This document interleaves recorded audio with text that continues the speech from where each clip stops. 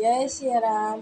आज हम जानेंगे मातृ नवमी कब मनाया जाएगा और मातृ नवमी का महत्व क्या है, इस दिन क्या करना चाहिए, इसी के बारे में जानेंगे। मातृ नवमी 7 अक्टूबर को शनिवार दिन पड़ेगा। इसी दिन मातृ नवमी का श्राद्ध व तर्पण किया जाएगा। पितृपक्ष में मातृ नवमी तिथि का विशेष महत्व है। इस दिन मृत सुहागिन महिलाओं का श्राद्ध एवं पिंडदान, तर्पण आदि कार्य किए जाते हैं। यह तिथि हर वर्ष आश्विन मास के कृष्ण पक्ष की नवमी तिथि को किया जाता है। इस तिथि को भी नवमी श्राद्ध या अविधवा श्राद्ध के नाम से भी जाना जाता है। इस दिन जिन महिलाओं की मृत्यु तिथि मालूम नहीं होती है, उनकी भी इस तिथि पर श्राद्ध करने का विधान है। मातृ नवमी का महत्व क्या है, इसे भी जानेंगे। मातृ नवमी के दिन दिवंगत आत्माएं जैसे में माताएं, बहुएं और बेटियों का श्राद्ध कर्म किया जाता है। जिनकी मृत्यु सुहागिन हुई हो या जिनके पति जीवित थे, इस दिन उन महिलाओं का श्राद्ध करने से घर में सुख, शांति और समृद्धि बढ़ती है। दिवंगत महिलाओं का आशीर्वाद भी प्राप्त होता है। मान्यता है कि इस दिन दिवंगत महिलाओं का श्राद्ध करने से मातृशक्ति प्रसन्न होती है और सभी मनोकामनाएं पूरी भी हो जाती हैं। पूजन के बाद इस दिन पंचबली भी निकाला जाता है। मातृ नवमी कब से कब तक है, ये भी जान लेते हैं।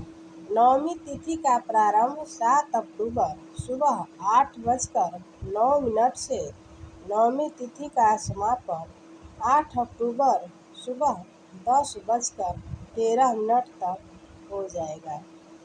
पितृपक्ष में श्राद्ध कर्म दोपहर के ही समय में किए जाते हैं।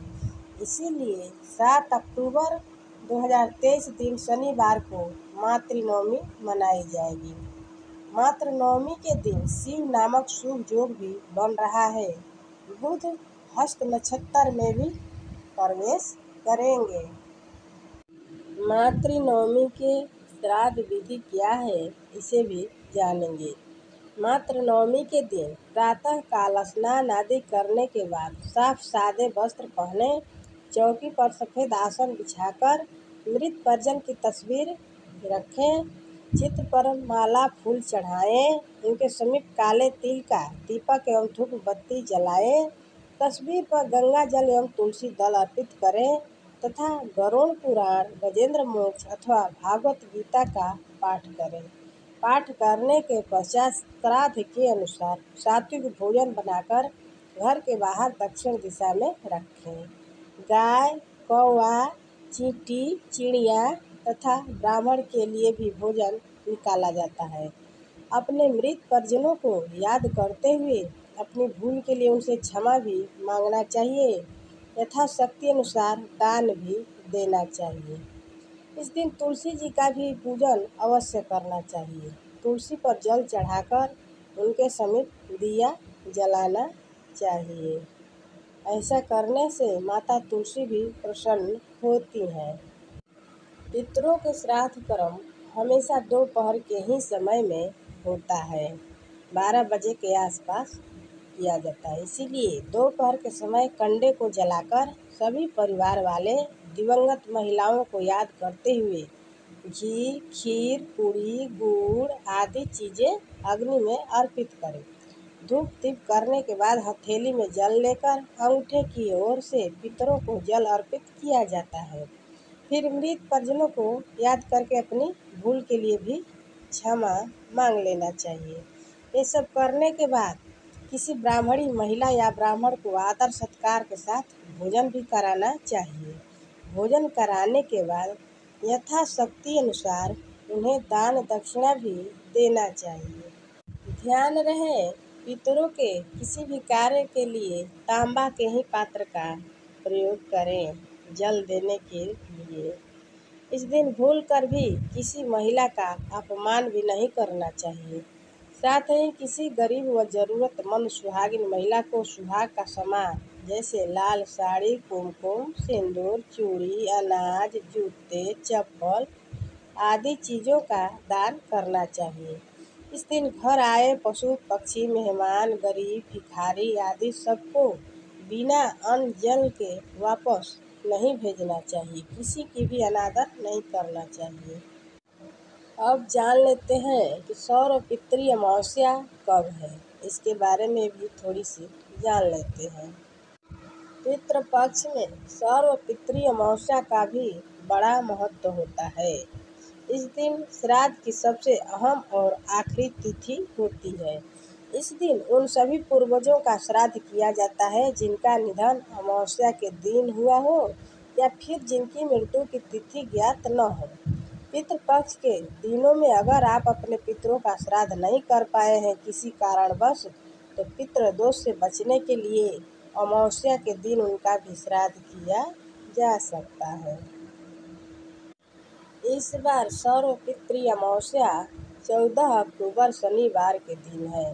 पितृपक्ष की अमावस्या पर इस बार कई दुर्लभ संयोग भी बन रहे हैं। माना जाता है इस योगों में पितरों का श्राद्ध और तर्पण करने से वह कई सालों तक तृप्त रहते हैं। पितृ अमावस्या का शुभ मुहूर्त भी जान लेते हैं। अमावस्या तिथि प्रारंभ 13 अक्टूबर को 9:51 से, अमावस्या तिथि समाप्त 14 अक्टूबर शनिवार की रात 11:25 पर हो जाएगा। इस अमावस्या को मोक्षदायिनी अमावस्या भी कहा जाता है। इस बार सौर पितृ अमावस्या पर बहुत ही शुभ संयोग बनने से और अधिक महत्व हो गया है इसका। इस बार अमावस्या शनिवार के दिन होने के चलते इसे शनिचरी अमावस्या भी कहा जाएगा। इस दिन साल के अंतिम सूर्य ग्रहण भी लग रहे हैं जो कि भारत में नहीं दिखाई देंगे। इस दिन शुभ इंद्र योग भी बन रहे हैं।